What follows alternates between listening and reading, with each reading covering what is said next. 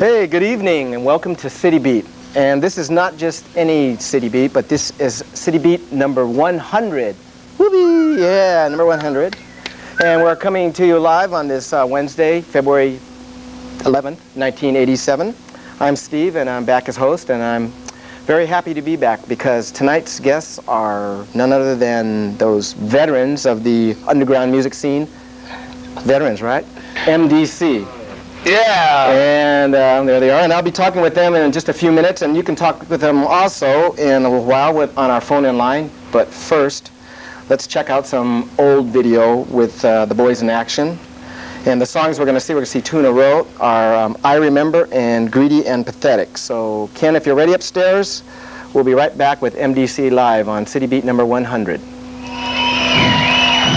been getting hassled here in Austin, right? My junior high school, cops used to come up to me and accuse me of dealing.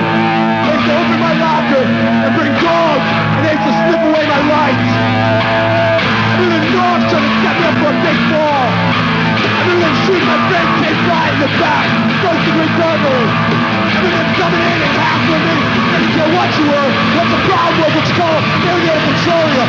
The police, or the Klan, or the Mafia. You better take your stand, you know it's good for you. Remember, first in school, they sent each other, Sunday school, mentally to his own too. Sunday should be 70s, they still order. Or as one, watching guys in Houston, set up for a piece of shirt, none of you get a roll. USA capitalism, pay free.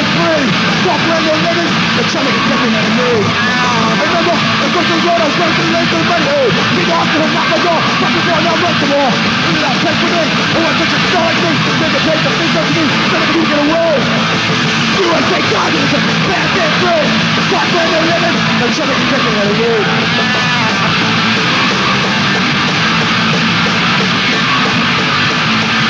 Ain't never yet, scream up in his left foot. Things will get me, ain't never yet, none of you look at a roll. USA capitalism, pay free. Stop random living, they're trying to get me out of me.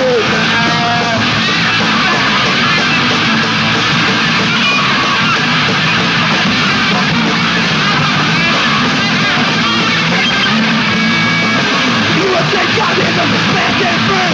Fuck land and living, they're trying to get me out of me. And they'll make a dead person out of you too.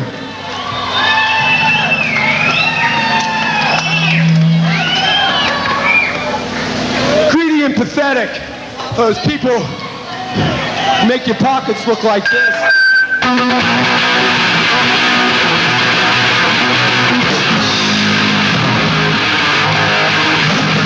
This is a phone line with all the shout. God looks to fight for. You already know what's happening for.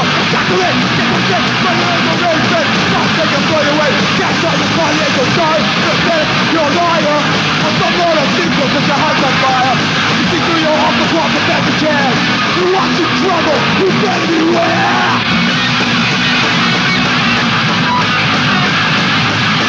Calculate, get the shit, but you ain't gonna raise it. Stop taking blow you away. Can't start your party, ain't no sorry. You're a liar. Some Lord of people put your house on fire. You see through your office walk with back the chairs. You watch you trouble. You better beware.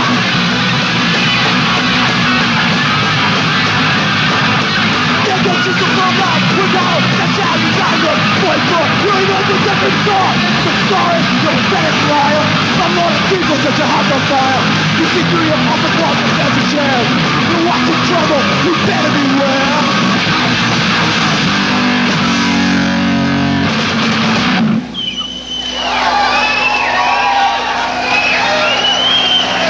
This is called Corporate Death Burger.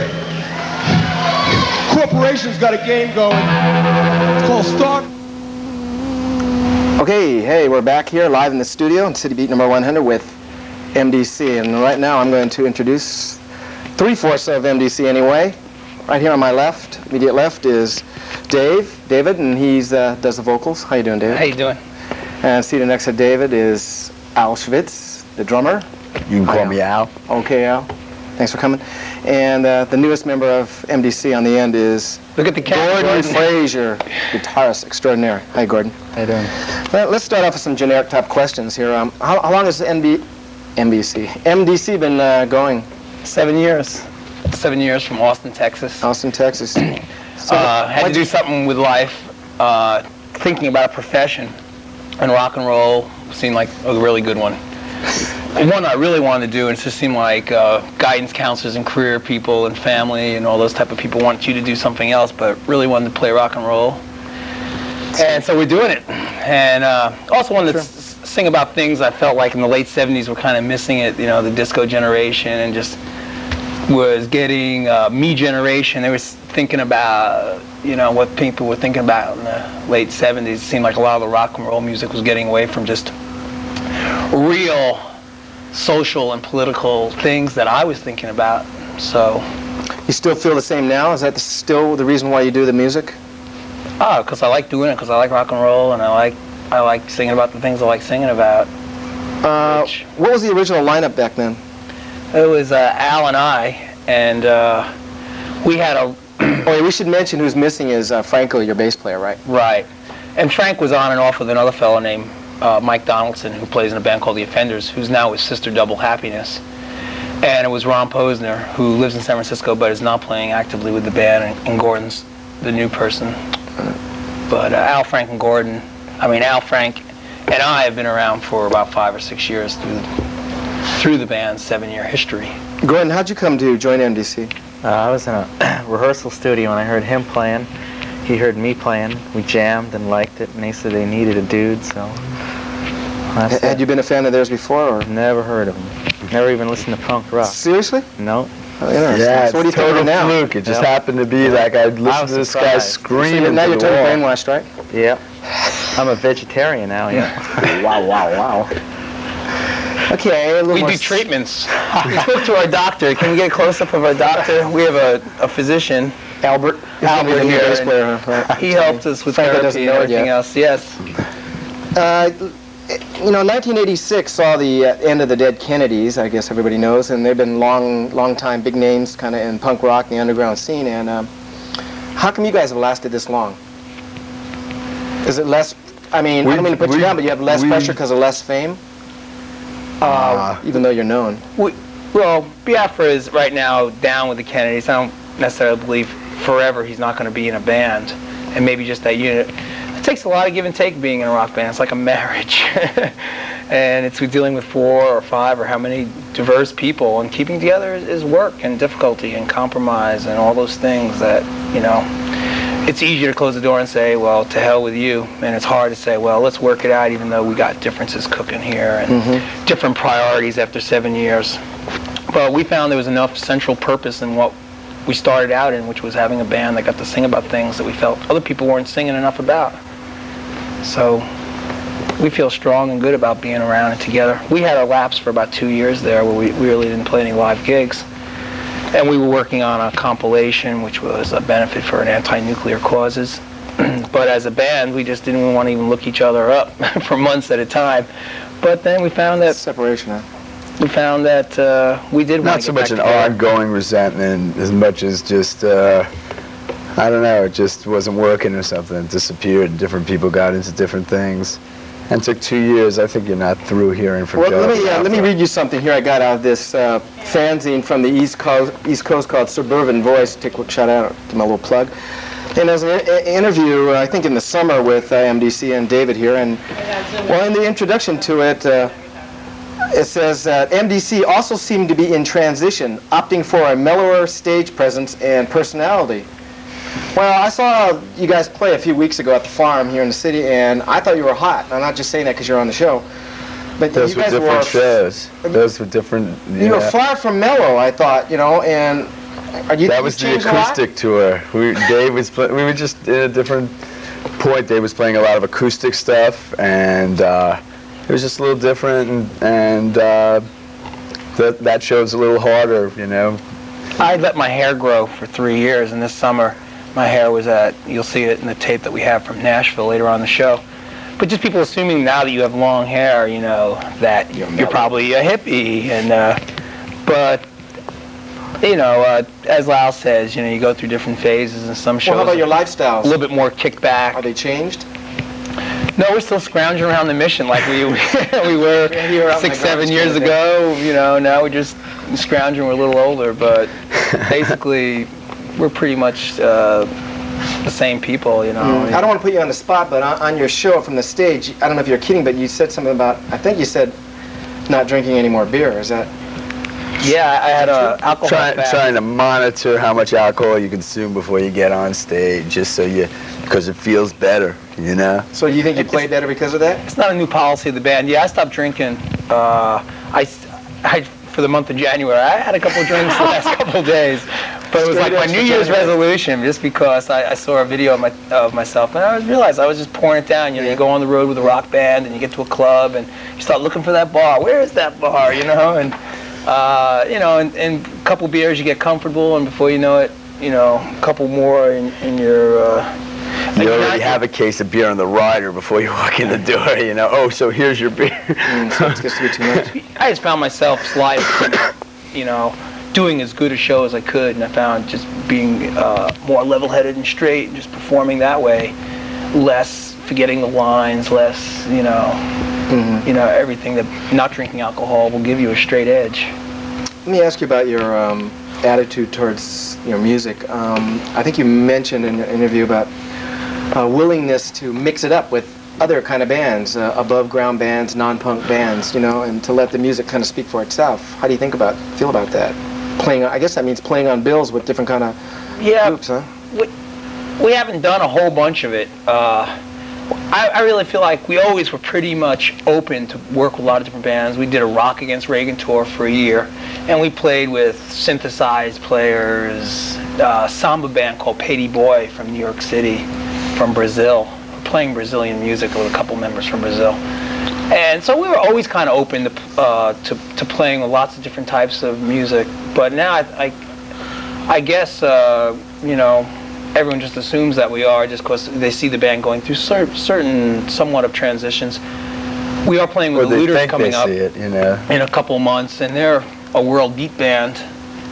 Okay, well, Al, what do you think? Do you think that if you attempt to broaden your audience, is going to dilute your message or your music in any way? I think if you just try to take a broader shot at something, or you're changing, part of changing can also be changing back occasionally. And, you know, there's a big tendency to think that if somebody just, you know, if you come out with something that's a little different, maybe a little mellower, you said, in one case, that means that might be the trend or the direction. And I would say, at least with us, it's not necessarily so. I mean, I would think that person who said that show and that thing was mellow, if he had seen the show that you saw that you said was hot, he would have said that show was hot, you know? I mean, because it was just kind of a different thing. I mean, I hate to see, you know, I see a lot of labels getting thrown around. Yeah. It seems like a lot of media. I don't get and we just kind of, I feel like we play something and it feels good to us and we share it, as opposed to, you know. I don't think it's a conscious change, you know. Right. Sometimes we have a mellow edge, and sometimes we have more of a hard edge. And lately, it has been. I've put down the acoustic guitar, and just going with all my energy and fury and might, and without alcohol. Just, I guess people are saying, "Oh, you changed back to being hardcore again," and I really didn't even realize the difference, but. Yeah, it's everyone just one day you forget the acoustic guitar, so the approach is different or whatever. I mean, so you don't want to be pigeonholed anyway, right? Yeah. I'm getting some kind of message, and I don't think I understand it.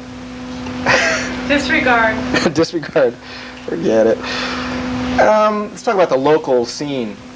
Some people think it's dying. I mean, there's less shows, less places to play. And how do you guys see it? Does it bother you? The scene has been dying for 8 years, or as long as I've been around the San Francisco area. I really don't think it's dying. It's like Dracula, huh? What there is I think, a concerted effort with the likes of Mayor Feinstein and the City Council to really try to get rid of punk rock in the city. You know, since the Democratic Convention and the big spotlights of national media on San Francisco, since then, they've pretty much driven punk rock music off of Broadway Street, which was a big, you know, you had the Mabuhay Gardens, you had the On Broadway, with the Stone even doing it sometimes. And Mayor Feinstein got the police to put so much pressure on the bar owners and club owners to say, hey, we're going to close you down and give you a lot of hassle, and you'll be dealing with fines and firemen and everything we can throw at you. So get them out of here. So little by little, we've been searching down these warehouses, and you get a place going for 6 months, a year. And right now, the farm is at that point. It's been going. It's doing more than punk rock. It does everything from Bob Weir of the Grateful Dead, who has a side band, to it does reggae nights and new wave and all types of music. And sometimes it's a art gallery of sorts. And they also have punk rock about 2 or 3 weekends, and they're putting an awful lot of pressure. I heard that's it for a while. That they're not scheduling any more shows as far as I know. Let me interrupt you for a second to open up our phone lines, because I know some people probably want to talk to M.D.C. And our number is 864-2561, and we got a special little contest here. The first person who can call in, with a question of course, and answer this question will get the latest album, let's not let it glare, Smoke Signals by M.D.C. on Our Radical Records. Compliments of the guys. And the question is, what, I said at the top of the show, what number of City Beat is this? What edition of City Beat? So, 864-2561. So, you've toured a lot. How about elsewhere? What's the scene like for elsewhere real quick? It goes up and down from different communities. I thought it was pretty great. We had a saturation tour in the fall, and we played... They saturated you, or you there? No, we saturated them. We played Muskegon, Michigan, and we played a lot of little towns, Iowa City, we were welcome and where we Lincoln, Nebraska. And it's so unpredictable. We played in Kansas. 1 year, 1 year can be one way, and then you go back 2 or 3 years later, and it's totally different. We played a big place in New York City. We played in a cornfield in a cinder block building, and it was packed. We're driving down dirt roads, and we're cursing our manager out. We're going, "Are you kidding? I'm going to strangle you. We're going to be playing." And it was hot. And it was hot, and it was in the middle of Kansas. We got a hot call. We got a call right now. It's in the middle of anywhere. Let's take this call right now. So people saying that punk is dead and that no one's showing up anymore are just full of it, because just go to Nebraska. Look at all the young bands in this town. from cornfields to right in your hometown, there's plenty of music and scenes and stuff going on. Great. Hello, you're live on City Beat. Hello. Hello. Well, first I'll answer the question. It's number 100. Oh, very good. We got a winner. So after you're done, stay on the line, and we'll take your name. Winner. And we'll mail it to you. So go ahead. Okay. Well, first I'd like to ask M.D.C. if I like their concept of coming up with different bands on a bill, and just wondering. What's going on with any other Texas bands that have come out here? Since I know the Dicks have broken up, anything coming out of that area coming up this way? Or it's a vague question, but Two of the members of the Dicks, Gary Floyd and Lynn, have their own new band called Sister Double Happiness, and Mikey Donaldson, who I was saying at the beginning of the show, who played with us, was in the Offenders, and he came out here, and now he's playing in that band, Sister Double Happiness. So that's one batch of them. DRI's moved up here, and they're doing very well. They open for Slayer and tour nationally all the time. And there's a band called Afterbirth, which is San Francisco's own Nikki Sicky, who's in bands Sick Pleasure and in Verbal Abuse, in the beginning of Verbal Abuse. So those are some of the Texans that I can think of off the top of my head. There's who's out here, the Rhythm Pigs from El Paso, and they're on tour right now, and they're a pretty successful band. Okay, well, more power to you. Stay together. All right, well, stay on the line. Pick it up, Jamie. Get Thanks your a lot. record, dude. Okay, I think we're gonna, in a minute, we're gonna have another piece of video, and this one's a little more current. It's from your tour. We'll get some more phone calls, by the way, right after we come our back. Mellow tour. Yeah, their Mellow Tour America. When was this? Last summer or something? This was July in Nashville. This is from Nashville. This is like in a real bluesy mood. Right, of course. Our bass player had just gotten out of jail. They had busted our bass player without charging him, saying that they saw him swallow a drug, that they were going to hold him and wait and check his stool for 5 days in jail, and they didn't find anything, and they couldn't hold him or anything. We filed a writ of habeas. Yeah, that's on the tape. We're gonna come with our lawyer, and it was our first show back, and it was a dark little club, and it was late at night. But it's the tape we had when we brought it. It's a song called Politician by Cream. Right. So it's a flash from the past for you oldies, and let's take a look at it right now, and then we'll be back with M.D.C. Yeah. A little cream in the coffee. Slow it down a little bit. for the geriatrics.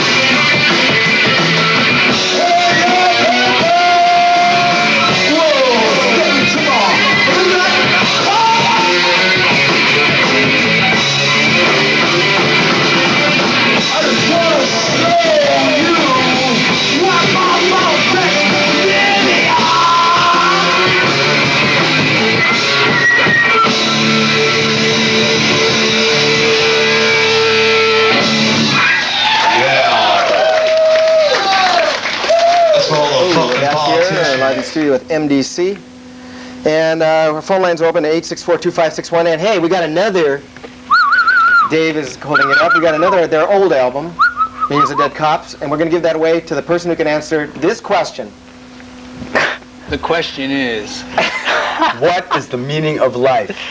What is the meaning of life? That's it. 2,000 words or less. And you got to ask him just call up. You get through. And We'll it's give you this multiple record. No choice. problem. There it is. But you got to ask him something There's the intelligent. logo. I know So that's get this, everyone. This is contradictory. a cop, and this is a Klan with a gun pointed at you. Do you get it, everybody?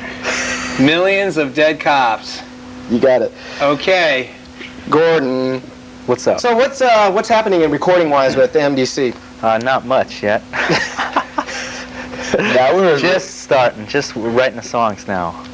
Nothing concrete though, but more harder than the latest album. More thrash, less mellow. More thrash. Back to the thrash. Yeah. So if anybody's familiar with that. Have you guys ever been approached by the major record labels? I know you were back at some seminar back in New York. Ask this fella. He kind of. Yeah, we've had a few offers. Oh, they were paying him off? Yeah, he gets all the money. Yes. But we really enjoy our independence. I mean, I never say never, but one of the things we really pride ourselves is that we run our own record label and that we are doing it ourselves. And, you know, we don't like big business. We don't like the multinational corporations and just the way they try to influence people. And just, I mean, for every cool MTV video, there seems like there's about 19 crummy ones that are just been licking corporate record people, don't say it. mafia, system sucks kind of situation. I like to be as far away as that as possible. I see. We got a phone call. They're going to answer that question. Hi, you're live on City Beat with the answer to the meaning of life. Sex, drugs, and rock and roll, whiskey, wine, and women. Ding, ding, ding, ding, ding, ding, ding, ding, ding. Another winner. Yeah. Another winner. Ding, ding, ding, ding, ding. You got it. Where do I get my album, man? Hang on, you got anything to say to the guys here? You got an address? Yeah, man. Just keep partying, man, and get the chicks. All right. That's pretty deep. Okay, stay on the line. Political. Yeah, you better read the lyrics to the song when you get it, too. Get it, Jamie. Some wild people out there. Good. I'm glad. We're running out of time here. Are you intimidated in any way by the bust of Jello Biafra and the Alternative Tentacles Records by the New Right? Those, I guess. Sure, there's intimidation involved. It seems like the country's gone real, since the last 8 or 10 years. But personally, no, it's not like we're going to stop doing anything we're doing. We hold up millions of dead cops there. I guess not. Any policeman at home who feel really bad, meet us in the parking lot, obviously, to a certain extent, we're ready to do whatever we want. We've had problems because of our name and just for being punks or for Mohawks, and I thought it seemed like I wasn't having a problem at all, so I went and trimmed off. You notice that long hair in the video. Yeah, that looks pretty good. And I said, heck, everyone's treating me like a normal person. Real quick, shall we take this real quick phone call? Okay, it's got to be quick. Be an artist. Be a revolutionary. Okay, what's in the future for M.D.C. real quick? We want to be in on Smashing the State. We want everyone to get mad all at once. I mean, that might there's happen. a bunch of thieves in our government, liars, hypocrites, very dangerous war criminal types. Yeah, how about what a liar Reagan is? And we just want to be part of the McFarlane, tide of social consciousness that's going to overwhelm this country and start, being a wonderful, groovy earth. Hi, real quick now. Yeah, what happened to you before last year? You guys broke up or something for a while? Okay, we'll answer it on the air. Thanks a lot. All right, bye.